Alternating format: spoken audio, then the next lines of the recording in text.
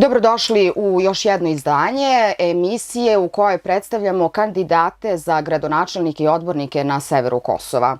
Sa nama danas u studiju je Marko Jakšić, lider građanske inicijative Sever za sve i kandidat za gradonačelnika i nosilac liste. Dobar dan, gospodine Jakšiću. Dobar dan. Ranije ste, da tako kažem, izbegavali da dajete izjave za lokalne medije. Šta je to što ste im zamerali? Da li se nešto umeđu vremenu promenilo i ako budete postali gradonačelnik, hoćete li sarađivati sa ovdašnjim medijima?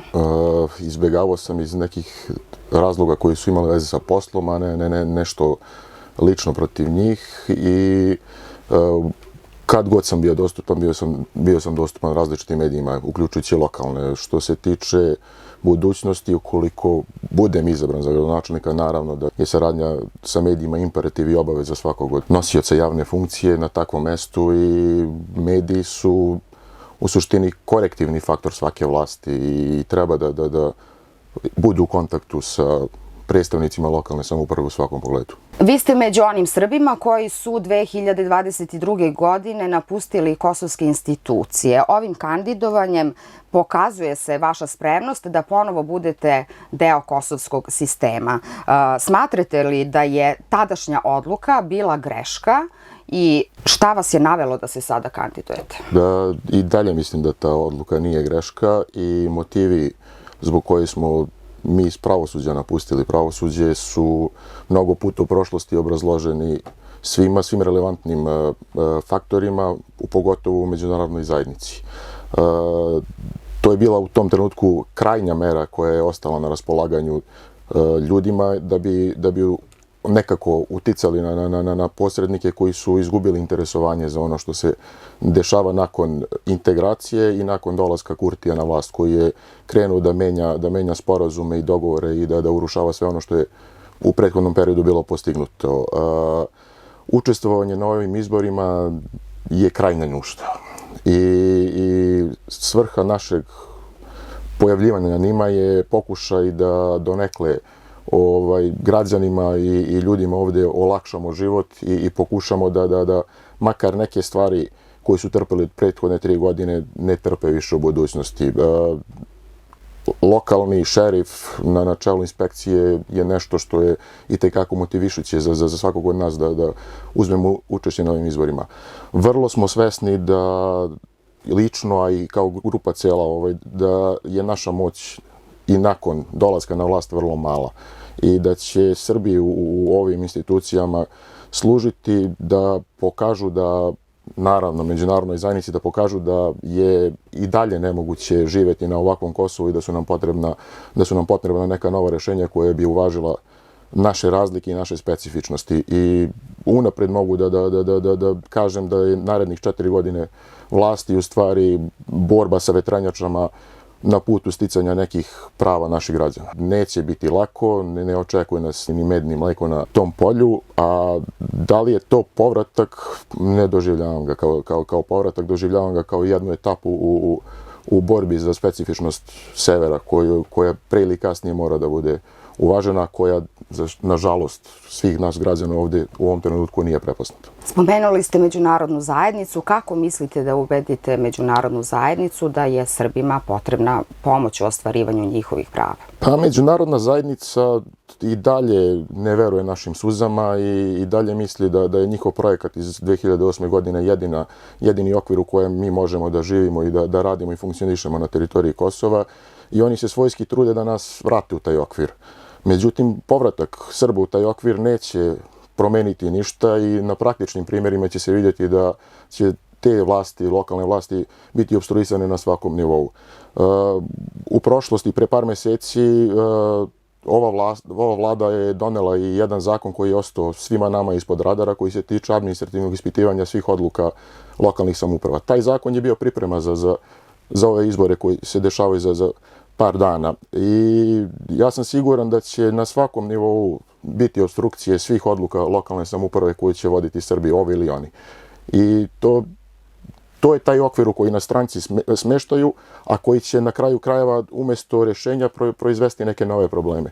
I ja sam ubeđen da je posljednji trenutak da se traže neka nova rješenja koja bi uvažila našu specifičnost i Srbiju u institucijama će služiti da potvrde da takvo Kosovo kako je zamišljeno 2008. godine ne može da funkcioniše, da ljudi u lokalnim samoupravama bez ovlašćenja u stvari nisu lokalna samouprava, nego su samo brojevi koji treba da opravdaju neke stvari. Program vaše inicijative sadrži 10 tematskih celina koje nude konkretne mere za unapređenje infrastrukture, privrede, transparentnosti vlasti i poboljšanja kvaliteta života građana. To smo i objavili na našem portalu. Međutim, na koji način vidite mogućnost povratka onih koji su napustili institucije, a žele da se vrate, s obzirom na to da su u međuvremenu njihova mesta popunjena?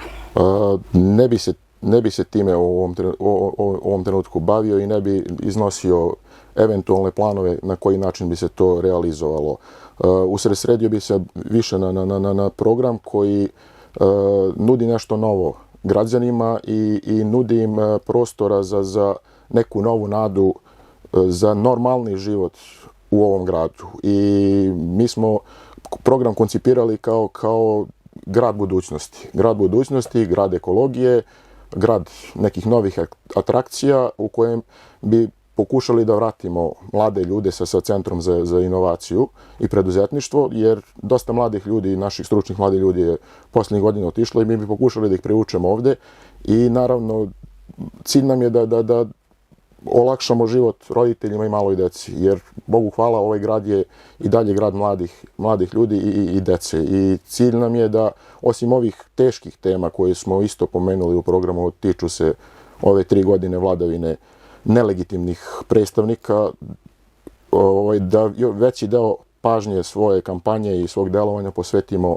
olakšanju života naših građana i da za 4 godine, u ciklusu 4 godine do narednih izbora, ovaj grad izgleda drugačije, izgleda modernije, izgleda lepše. A povratak ljudi je pitanje kojim ćemo se baviti nakon izbora.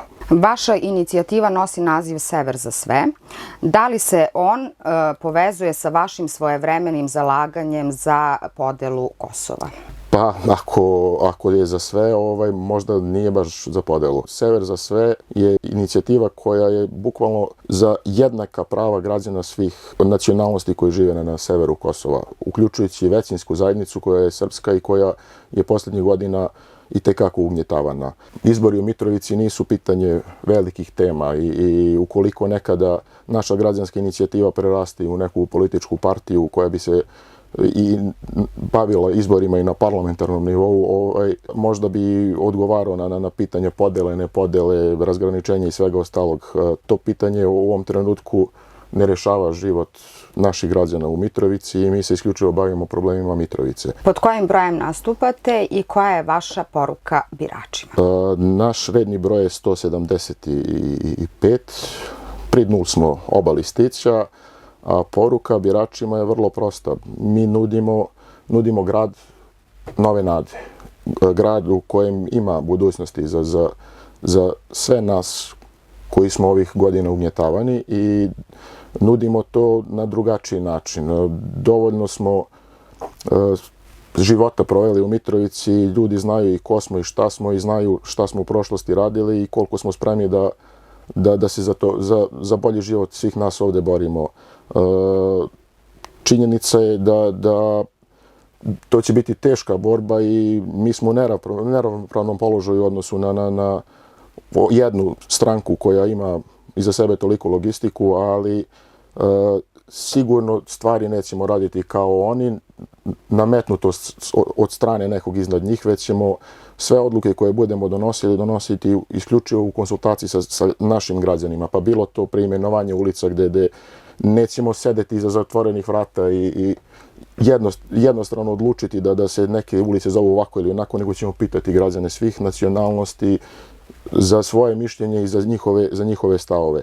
I nadam se da će građani razumeti da su dovoljno lošeg trpeli od ovih koji odlaze sa vlasti i koji su bili nelegitimni, a radili su to što su radili u prethodne 3 godine, kao i oni koji su pred njih bili, a koji su i tekako zaslužni za ovo loše stanje u kojem se mi danas nalazimo. Hvala vam na gostovanju.